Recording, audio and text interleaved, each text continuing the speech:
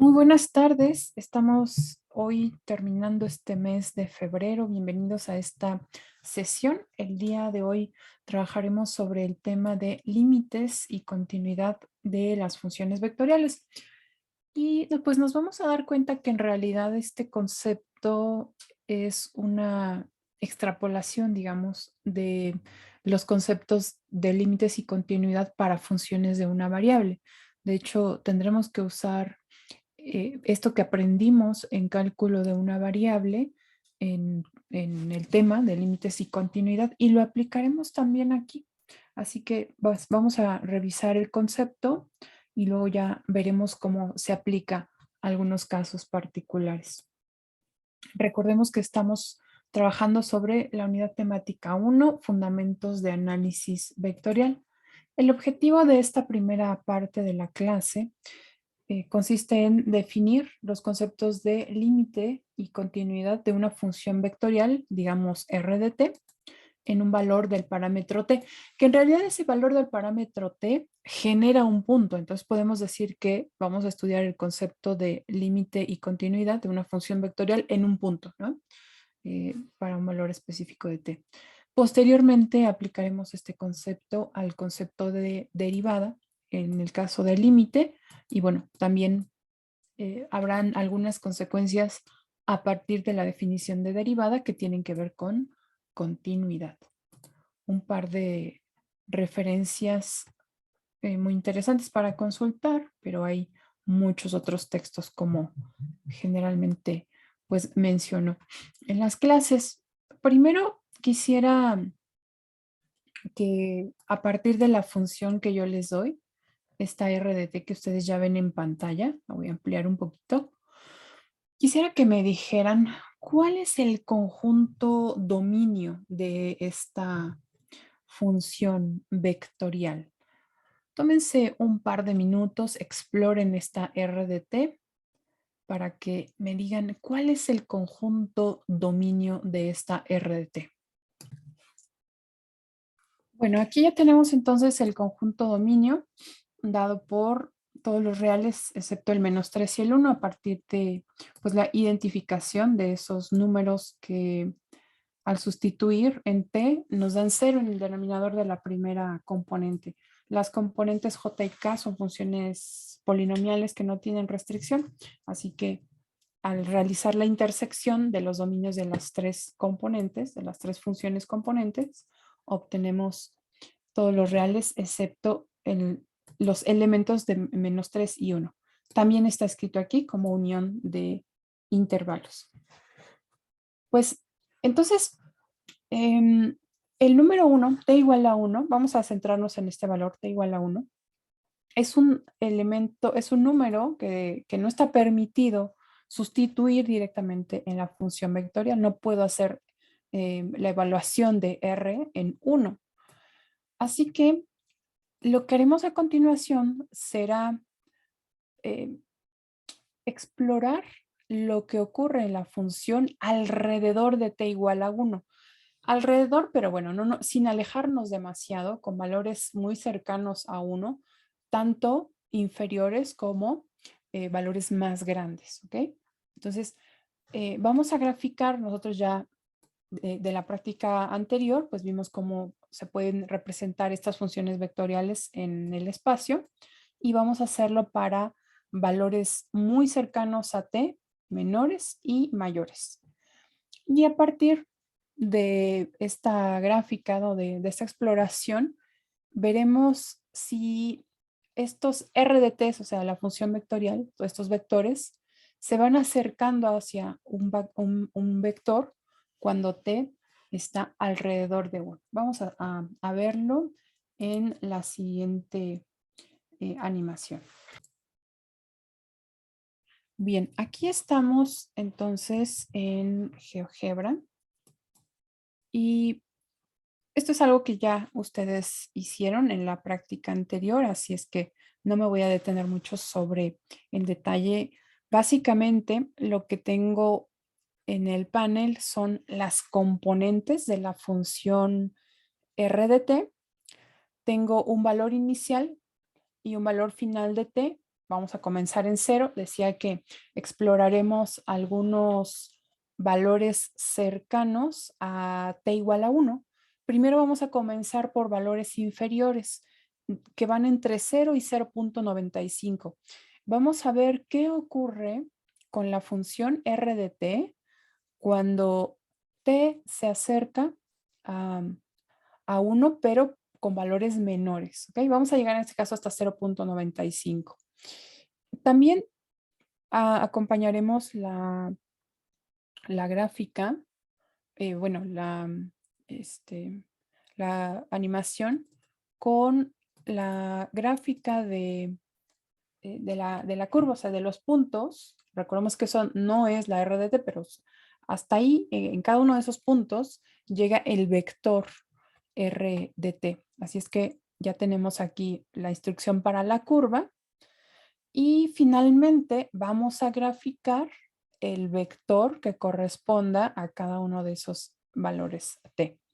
Entonces, en esta primera parte, veremos cómo se van construyendo los valores. Véanlo aquí en la animación. Estos son los valores de r de t cuando t se acerca a 1, pero con valores menores. Empieza en 0, 0.05 y así va aumentando hasta llegar a 0.95. Observen que aquí pues dejé el trazo de estos vectores para que observen que, bueno, por supuesto no puedo hacer la evaluación como ya lo vimos en t igual a 1, así es que nos acercamos, pero no llegamos a evaluar en 1. Bien, ahora, por otro lado, vamos a explorar a esta función vectorial cuando nos acercamos a 1, pero por valores mayores a 1. Comenzamos en 2, vamos a comenzar en 2 y vamos a llegar hasta 1.05, ¿ok? Hasta 1.05. Con la misma función. Ajá, y vamos a hacerlo ahora. Y verán cómo es que la r de t se va ahí acercando con estos valores que son también, como decía, cercanos a 1. Permítanme hacer la instrucción. Aquí no tengo. Bueno, no importa. Bueno, aquí no tengo el rastro de la flecha, pero no importa, del vector. ¿Ok? Entonces ahí vamos viendo cómo se va acercando. Y nunca lo llegamos a evaluar en t igual a 1 porque no se puede, pero pues vemos que mientras más se acerque a 1, ya sea por valores inferiores de t o por valores mayores, superiores, eh, pareciera como que estos se van acercando hacia un vector, ¿verdad? Pareciera. ¿Hacia qué vector ustedes creen que esta función r de t se acercaría cuando t es muy, muy cercano a 1? Bueno, y mientras pensamos en ello y me dan su respuesta, voy a colocar aquí la gráfica de la función vectorial que hemos hecho allá en GeoGebra. Bueno, aquí ya la tenemos. Entonces, tenemos estos vectores que están en amarillo.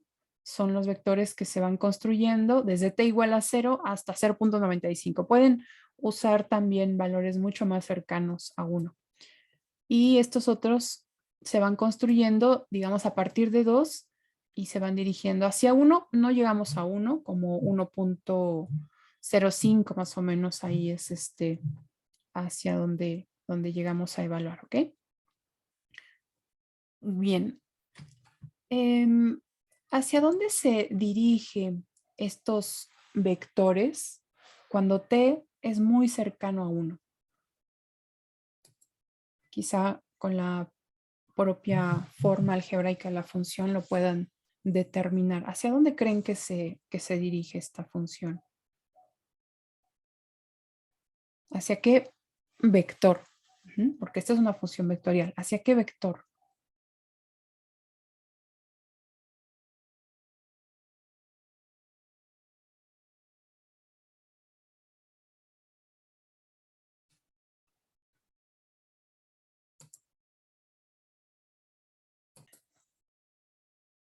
Aquí nada más hago una corrección porque escribí el signo de los factores, en este caso al revés. Hasta ahora me percaté. Entonces, aquí nada más hago la corrección. Vamos a ver cuál es este vector. Bueno, lo vamos a ver ya de manera general. ¿Cuál es este vector y en qué caso se podría calcular ese vector al que tiende la función? Como lo decía uno de ustedes, no es un vector que forme parte del dominio, ¿verdad? Pero si recordamos el concepto de límite en una función de una variable, pues veremos que no es necesario que la función puede evaluarse ahí. Lo vamos a ver a continuación. Entonces, ahora ya la definición del límite de una función vectorial la vamos a dar de la siguiente manera. R de t es una función vectorial que tiene componentes f de t, g de t y h de t. Esta es una función vectorial que va de R a R3. El límite de R de t, cuando t tiende a un valor A, se denota de esta manera. Este es límite de la función, en este caso es una función vectorial R de t, cuando t tiende a, así se lee este subíndice. Y se define de la siguiente manera. Entonces, el límite se define a partir de los límites de cada componente cuando te tiende a ese valor A que estamos explorando. Entonces, aquí es bien interesante porque todo lo que aprendimos en cálculo diferencial sobre límites lo podemos aplicar dada esta definición. Así que tendríamos que obtener el límite cuando t tiende a A de cada componente. Y si esos tres límites existen, cuando t tiende a, entonces diremos que ese vector, o sea que ese vector formado por las componentes cuyos valores son los límites, es el límite de esa R de t cuando t tiende a. Entonces, el límite, si es que existe, de R de t, será un vector. Aquí es importante enfatizarlo. Será un vector al que la función vectorial pues tiende. Y ese vector se podría calcular en todo caso con los límites de las componentes. ¿Por qué digo que podemos usar lo estudiado en cálculo diferencial? Porque cada uno de estos límites es de una función de una variable, ¿no? F de t, g de t y h de t. Así que lo que aprendimos antes, por ejemplo, no sé si me ocurre, bueno, regla del L'Hopital, no, porque, sí, estudiaron regla del L'Hopital en cálculo diferencial, entonces se puede aplicar. Las técnicas para calcular límites como factorizar, como multiplicar y dividir por el conjugado, se pueden aplicar, ¿verdad? Entonces, dependiendo de cómo es la función ya de manera particular, podría aplicársele alguna de estas técnicas. Y esta nota a mí me parece muy relevante siempre que trabajamos con límites. No es necesario, como ustedes pueden ver, en ninguna parte de esta definición existe la condición de que A, el valor en donde estamos explorando la función, sea parte del dominio. Así es que eh, lo único que importa es que cada uno de estos límites exista, pero no es necesario que la función vectorial R de t incluya en su dominio el valor de t igual a A, ¿ok? Para que este límite exista. Puede incluirlo o no puede incluirlo, pero no es necesario. Bien, pues ahora vamos a aplicar esta definición para responder sobre los siguientes límites, si es que existen. En cada caso vamos a tener un límite, un valor de t hacia donde queremos dirigir esta exploración, una función vectorial y tendremos que aplicar la definición. Sabemos que hay funciones, por ejemplo, como las funciones polinomiales, en donde para calcular el límite basta con sustituir el valor de t. Hay algunas otras que son funciones como en este caso las trigonométricas seno y coseno. Si el argumento es t, también es muy parecida a la manera en cómo calculamos el límite. Pero ya si hay construcciones como de fracciones, ¿no? Aunque sean senos y cosenos, pues también habría que ver de qué manera podríamos calcular el límite. Bien. Sin escribir el resultado, lo único que voy a hacer a continuación será aplicar la propia definición que ya vimos.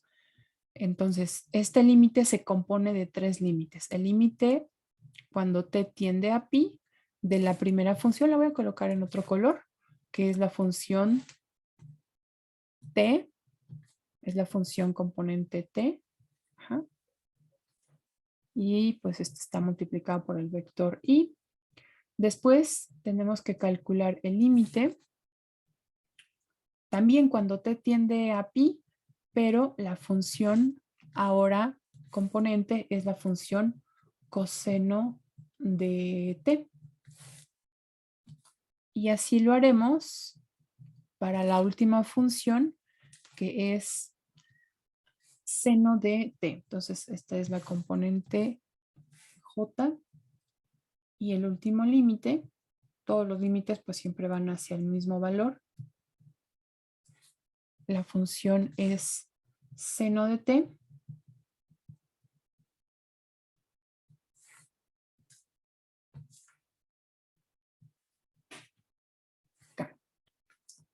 Entonces, el siguiente paso es calcular cada uno de estos límites, si existen. ¿Okay? Y si existen, entonces tendríamos valores ya específicos en cada componente y en conjunto formaríamos un vector al que tiende la función para ese valor de t. ¿Okay? Así es que, pues vamos a hacer estos 4 ejercicios y regresaremos con las respuestas. Bueno, aquí ya tenemos las respuestas que han dado para estos ejercicios. El primero, que corresponde al vector pi menos 1, 0. El segundo, que corresponde al vector 6i más 1/3 j más 1/2 de k, que vamos a dejar en forma exacta con la fracción sin aproximar. Después, para el ejercicio número 2, usamos el recurso de la regla del L'Hopital para este límite, 1 menos coseno de t sobre t, en donde recordamos que pues regla del L'Hopital se usa cuando los límites se llegan o las expresiones llegan a formas indeterminadas de la forma 0 sobre 0, infinito sobre infinito. Así que se deriva por separado numerador, denominador y se vuelve a calcular el límite. Y si ese límite ya existe, pues ese es el que se concluye. Hay funciones en donde se tiene que aplicar regla del L'Hopital más de una vez. En este caso, pues fue suficiente con derivar una vez, pero hay algunas funciones en donde vuelve a dar algo de la forma 0 entre 0 o infinito entre infinito y hay que aplicar nuevamente regla del L'Hopital. Para la función número 4, también se obtuvieron los límites por separado y se calculó ya con estos valores el límite de la función a la que llamamos r de t. Y bueno, está escrita en dos formas. Aquí con los vectores unitarios y con los brackets separados por comas. Bien, pues vamos ahora al siguiente concepto, que es el concepto de continuidad. Está pues muy relacionado con lo que acabamos de trabajar, pero esta definición agrega un dato más que es importante resaltar. Entonces, primero r de t, pues es una función vectorial que va de r a r3. Se dice que r de t es continua en un punto dado por t igual a a. Si el límite de r de t cuando t tiende a existe, o sea, esa es la primera condición, que el límite cuando t tiende a exista, pero además hay otro dato importantísimo que va implícito en esta igualdad. Ese límite debe de ser exactamente igual a R evaluada en A. Si R se puede evaluar en A, significa que A debe de ser parte del dominio de la función vectorial. ¿Okay? Aunque no se establece, ¿no?, de manera explícita, simplemente decimos t igual a A. En el enunciado no estamos mencionando que A sea parte del dominio. de la función vectorial, pero es así. Y eso lo podemos ver aquí. El límite existe y vale R de A. De otro modo, si A no fuera parte del dominio, pues esta cantidad R de A no tendría sentido. Entonces vamos a colocar aquí una nota para que recordemos que esto lleva implícito el hecho de que A t igual a A debe ser parte del dominio de la función vectorial. ¿Ok? Vamos a poner aquí parte del dominio de R de T. Entonces, lo primero que tendremos que preguntarnos cuando trabajemos continuidad será ese valor en donde estamos investigando la continuidad, ¿es parte del dominio? Si la respuesta es no, inmediatamente decimos la función no es continua ahí.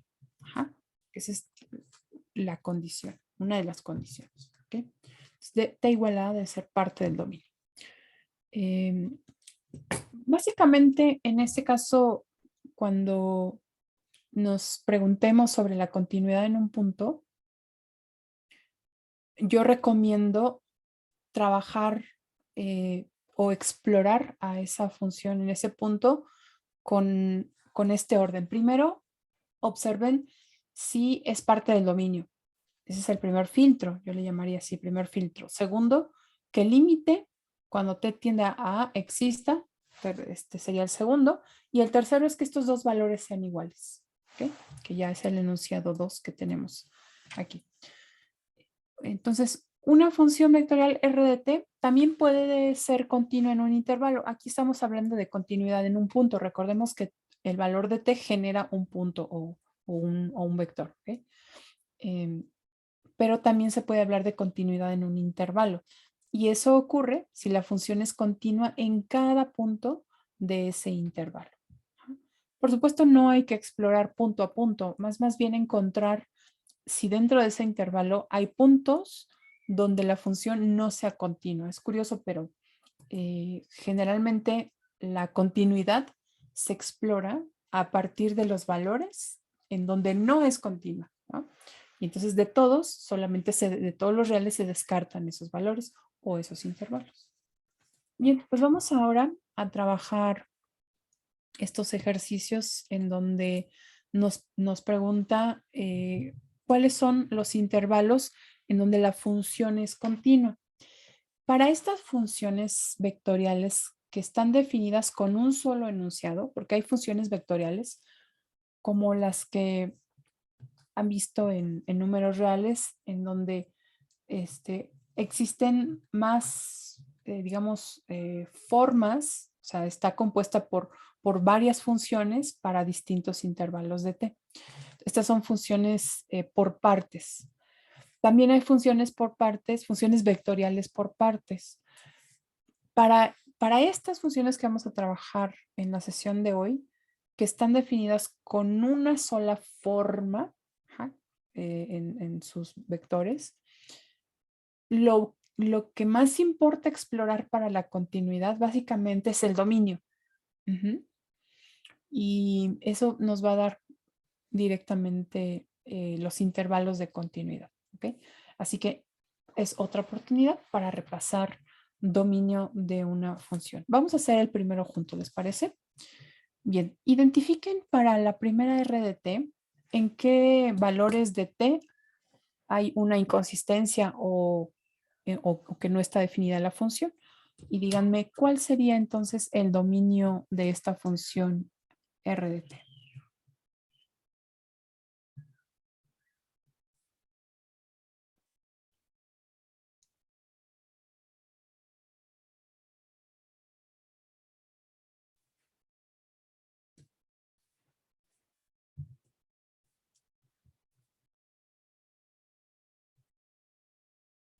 ¿Cuál es el dominio de esta R de t? Tiene tres componentes, t, 1 sobre t y 3t.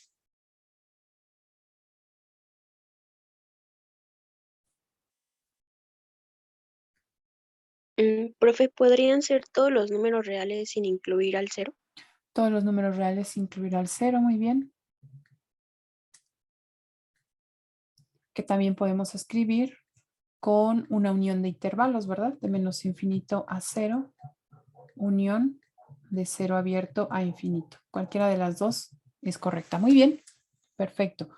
Bien, pues resulta que este intervalo de dominio coincide también con el intervalo de continuidad.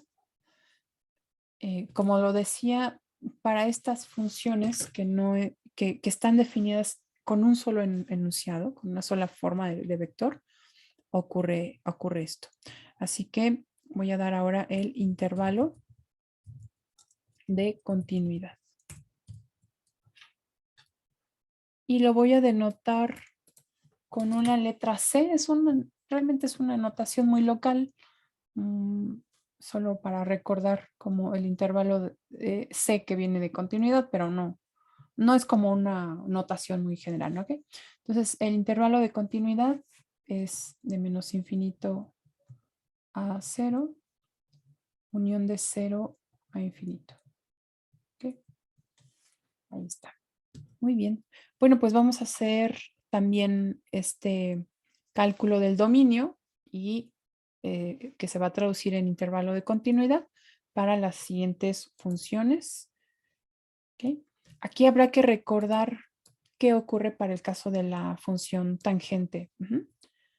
Y bueno, ya si necesitan apoyo, vemos algunas sugerencias. Entonces vamos a trabajar los siguientes enunciados, por favor.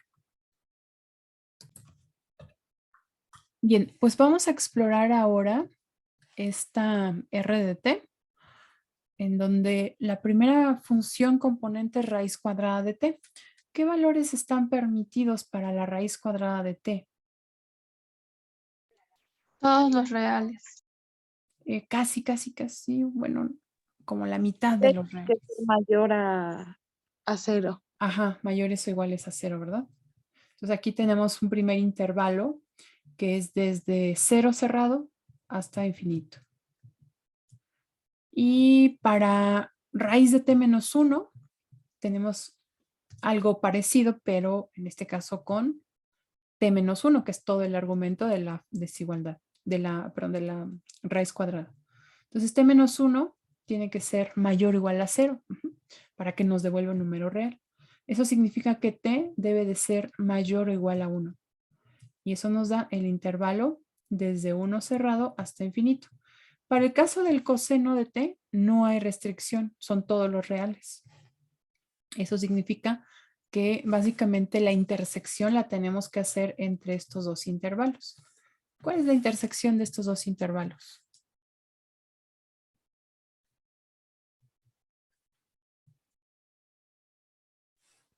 Uno cerrado hasta infinito. Así es el más pequeño. Muy bien. Entonces, el dominio de la función es el intervalo desde 1 cerrado hasta infinito. Y este mismo intervalo será el intervalo de continuidad.